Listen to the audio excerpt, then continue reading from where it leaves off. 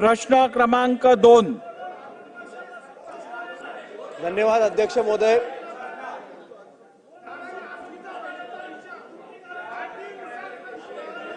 झाले, त्यांनी उत्तर दिलेले आहे. बसा, बोला.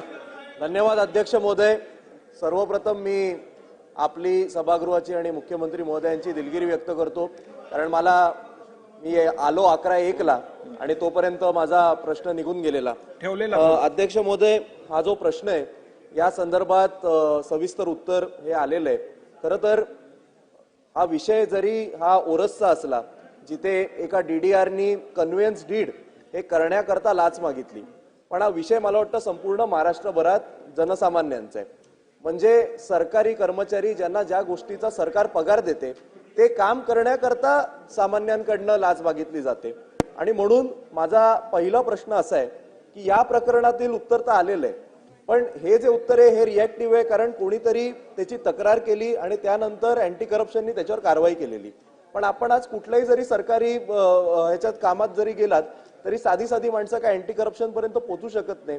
त्यामुळे कुठली प्रोएक्टिव्ह स्टेप या खालच्या स्तरावरचं करप्शन थांबवायला सरकार करणार आहे काय, हे माझा पहिला प्रश्न. आणि माझा दुसरा प्रश्न असा आहे की हे जे डीडीआर आहेत यांना आपण वेगवेगळी कामं अलॉट करण्याची आपण त्यांना पॉवर दिलेली आहे 10 लाखापर्यंतच्या, मध्ये मजूर संस्था असतील किंवा सुशिक्षित बेरोजगार असतील.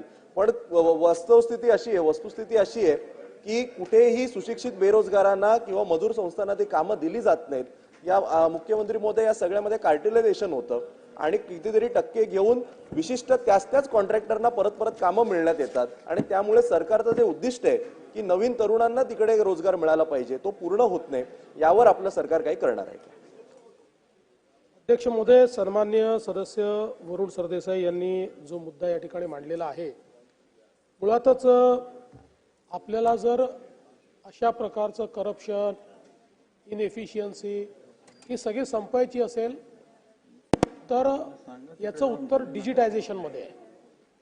आणि म्हणून मी 2च दिवसापूर्वी या संदर्भातली एक बैठक घेतली आणि या उपनिबंधक कार्यालय जेवढे आहेत त्या सगळ्यांना आणि सहकार सचिव आणि सहकार आपले आयुक्त यांना सांगितलेलं आहे की पुढच्या 3 ते 4 महिन्यामध्ये या सगळ्या सेवा एंड टू एंड डिजिटली त्यांनी दिल्या पाहिजे. कन्व्हेन्स करता कोणीही ऑफिसला जाणार नाही. कन्व्हेन्सची सगळी प्रक्रिया ही त्या ठिकाणी झाली पाहिजे. नोंदणीची प्रक्रिया त्या ठिकाणी झाली पाहिजे. सुनावणीची प्रक्रिया त्या ठिकाणी झाली पाहिजे. बोर्डाची प्रक्रिया झाली पाहिजे. या जेवढ्या प्रक्रिया या ठिकाणी कराव्या लागतात या सगळ्या प्रक्रिया आता ऑनलाईन करण्याच्या संदर्भातली आपण निर्देश दिलेले आहेत. आणि दुसरं टार्गेट त्यांना दिलं आहे की पहिल्या टप्प्यात ऑनलाईन आणि दुसऱ्या टप्प्यामध्ये आपण आता मेटासोबत एक करार केलेला आहे, ज्या करारामध्ये आपण व्हॉट्सॲप गव्हर्नन्स आणतो.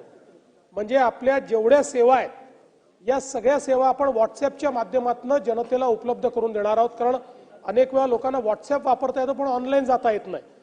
आणि त्या संदर्भात आपण आता व्हॉट्सॲपवर ही देखील सेवा देतो की एखाद्याला पैसे भरायचे असतील तर तो व्हॉट्सॲपवरनं भरू शकेल.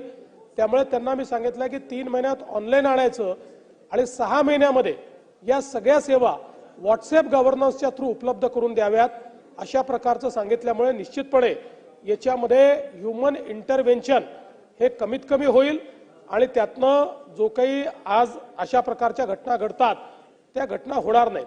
दुसरा याचा फायदा असा आहे की कोणी जर जाणीवपूर्वक अडवून ठेवलं तर आपल्याकडे डिजिटल फुटप्रिंट उपलब्ध असेल.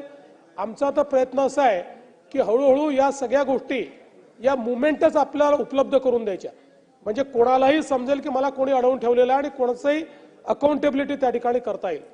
दुसरा जो विषय आपण सांगितला की मजूर संस्थांच्या संदर्भात किंवा सुशिक्षित बेरोजगार जरूर ते पडताळून पाहण्यात येईल. केवळ एकच आपल्याला गोष्ट सांगतो की आपल्या ज्या मजूर संस्था आहेत याचे अध्यक्ष हे मजूर असले पाहिजेत असं अपेक्षित आहे, पण ते मर्सिडीज गाड्यांमध्ये फिरतायत. त्याच्यामुळे त्याचाही कुठेतरी आपल्याला विचार करावा लागेल की मर्सिडीज गाड्यांमध्ये फिरणारे मजुरांचे अध्यक्ष आले कुठनं.